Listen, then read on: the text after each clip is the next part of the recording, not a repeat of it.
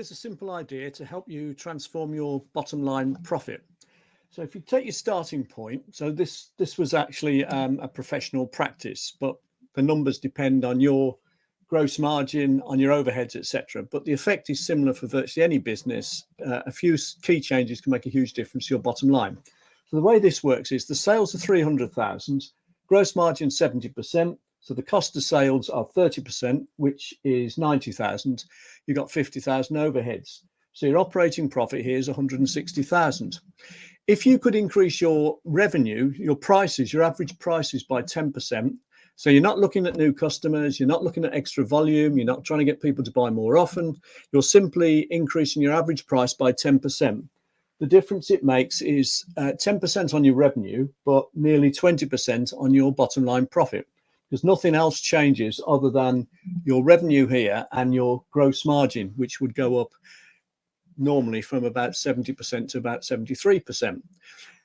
If you could increase your average prices by 20%, you get twice the effect down here. Then you've more or less added 40% to your bottom line, about 37, 38%.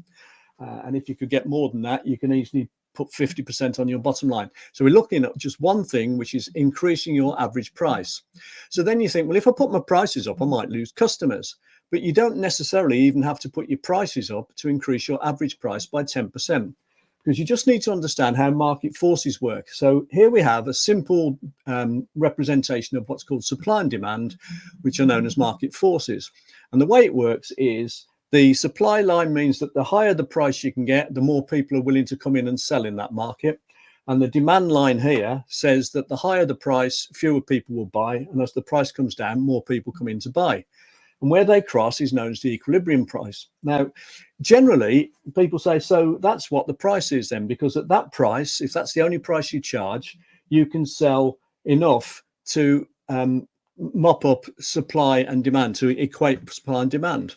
But what that ignores is that if you're charging this price, this many people are willing to buy. And if you charge a higher price, only this many are willing to buy. But what if you could charge a different price all the way along? So you could charge a high price here for the people who are willing to pay a high price, a lower price here for the ones who are willing to pay not quite such a high price, and work it. And if you worked it perfectly, you could charge each person the price that they've been willing to pay. And the way you can do that is by what's called price differentiation.